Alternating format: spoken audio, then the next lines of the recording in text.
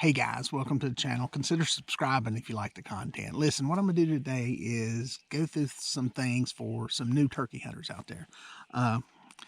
Take you through a hunt that my son and I, Grayson, were going on in Chester County of South Carolina.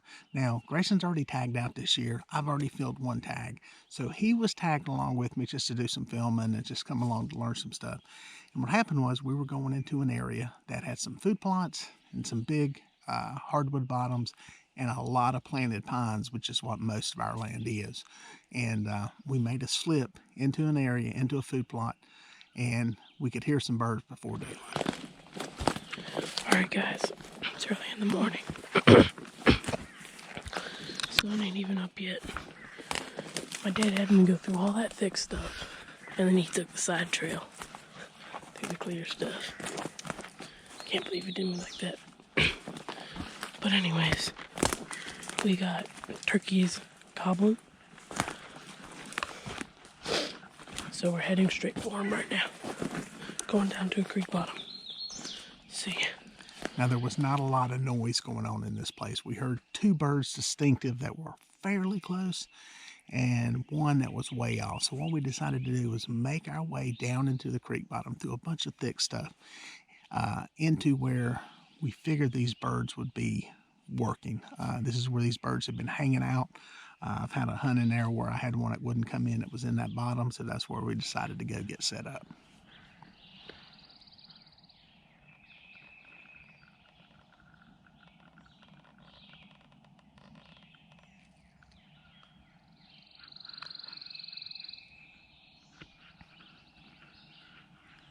And what happened was I got down there and got set up, did some calling. We got some birds to respond, but it still sounded like they were way, way off. So called a little bit, never really heard anything else. We sat for about 30 minutes and I decided, let's make a move and go closer to that turkey. Well, we got up, got all our stuff together. We're figuring out a plan. I was letting him know what was going on, and boom, the bird gobbles. And he's close. Close as in a couple of 100 yards, 250 yards close. We went right back to where we were, got plopped down on the ground, and gave him a little bit to see if he'd sound off again. Now, Grayson's sitting behind me with just a GoPro camera, and he's filming, and I'm set up facing, put the decoy out, down this creek bottom where I heard the bird coming from.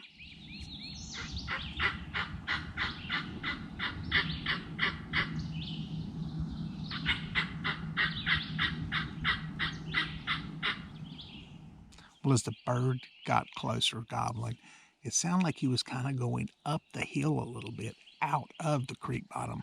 I spun around on the tree, got position, still had a good line on where that turkey was going to come in. Well, after a while he got quiet, I decided to do some more calling, put in some pretty hard cuts in there, as good as I can do them being a novice caller, and he responded, and he was closer.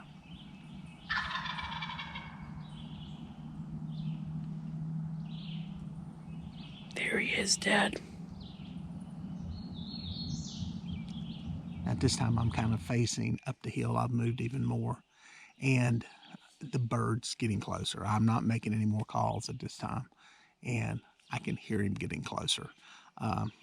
Close enough that I should be able to see him. And about that time, I hear Grayson whisper, "There he is." Of course, I'm looking. Grayson says, "I see him. He's strutting." And he's whispering this to me over my shoulder. See him? He's on the hill. He's slowly coming down. The problem was, the way he came in, there was a tree with some vines on it right in front of me.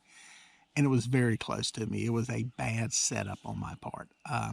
That you can deal with being in the way. But the closer you are to it, the wider the cone is that you can't see anything behind it. Had I been further away from it, the cone would have been narrow. There would have been a narrow window. I might have seen this bird.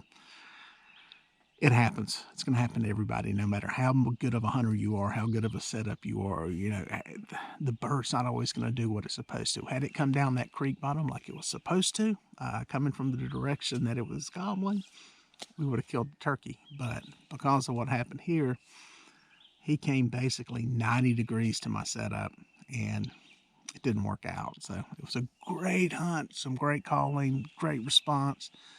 We just didn't kill the bird. But that's the beauty of turkey hunting, is that if you just get one to respond to you and get them coming, killing them is just the finality of it. It's almost just as rewarding not to take one, but it's always good to take one. As Tom Kelly says, when you get a bird that close, the bird deserves to be killed. And so we'll get them next time. But all in all, great hunt.